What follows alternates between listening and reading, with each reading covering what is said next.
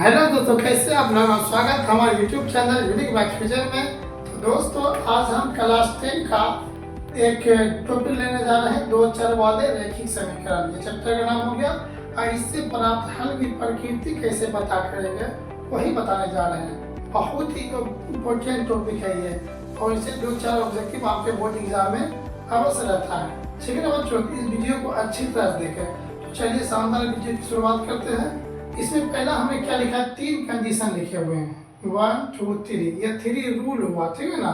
ये पहचानने का, इसकी प्रकृति को पहचानने का 3 रूल हुआ। पहला क्या हुआ, अगर स्टार्टिंग वाला ही बराबर का चिन्ह कट गया, यानी ये बराबर नहीं हुआ। इस एग्जाम्पल जो दिख रहा है ना आपको, इसको इस पे बैठाते हैं। अगर ये शुरू वाला कट गया तो क्या रेखा उसकी कैसी होगी, तो रेखा प्रतिच्छेदित होगी। ठीक है ना। प्रतिच्छेदित मतलब क्या होता है बच्चों, ये इस तरह से ये दो रेखाएं आपस में कहीं न कहीं कटेगा अवश्य, उसी कहते हैं प्रतिच्छेदित रेखाएं। और उसके बाद हल कैसा होगा, केवल एक हल होगा। उसका हल कैसा होगा बच्चों, केवल एक हल होगा, यानी अद्वितीय हल होगा। और युग्म कैसा होगा उसका बच्चों, संगत युग्म होगा। ठीक है ना। ये तीनों कंडीशन को याद रखना। ऑब्जेक्टिव टाइम में ऑप्शन में आपको यही दिया रहेगा। ठीक है बच्चों, आगे आपको एग्जाम्पल बताएंगे तो अच्छी समझ में आएगा, वीडियो जुड़े रहें।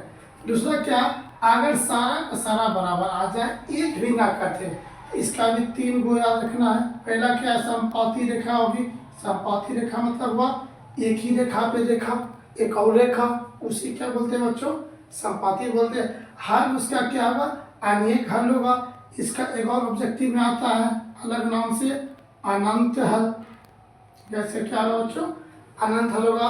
और युग्म कैसा होगा, संगत युग्म होगा, याद रखिए बच्चों। और तीसरा क्या, अगर लास्ट वाला कट जाए, अगर ये लास्ट वाला कट जाए तो रेखाएं क्या होगी, समांतर। समांतर मतलब ये हुआ कि ये लकीर के बीच का गैप एकदम एक समान से, ट्रेन का पटरी आप देखें ना बच्चों, एकदम बीच का जो गैप होता है समान रहता है, एक समान, उसी को बोला जाता है समांतर। और इसका हल बिल्कुल कोई हल नहीं होगा। युग्म कैसा होगा इसका, असंगत युग्म होगा। ठीक है बच्चों, ये तीनों कंडीशन याद रखना है। समझ में आ गया बच्चों।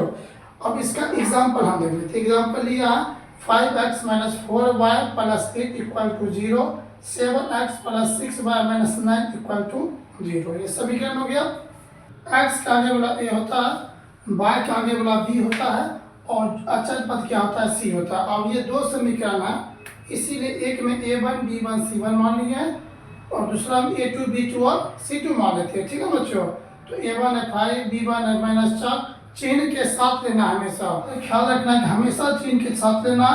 b1 हो गया -4, और c1 कितना हो गया, 8 हो गया, और a2 कितना हो गया, 7, b2 कितना हो गया, 6 प्लस में, और c2 कितना हो गया, -9। अब इसको इस पे हम बैठाते हैं और बनाते हैं। ठीक है ना। तो a1 कितना है 5, a2 कितना है 7, बराबर b1 कितना है -4, b2 कितना है 6, बराबर c1 कितना है 8, और c2 है -9। आप देखो बच्चों, ये और ये किसी एंगल सबको बराबर लग रहा है, नहीं लग रहा, यानी ये चिन्ह क्या बराबर का कट जाएगा। और जब शुरुआती में कट जाए तो पीछे दिखना ही नहीं, पीछे तो कट रहा है लेकिन देखना ही नहीं है।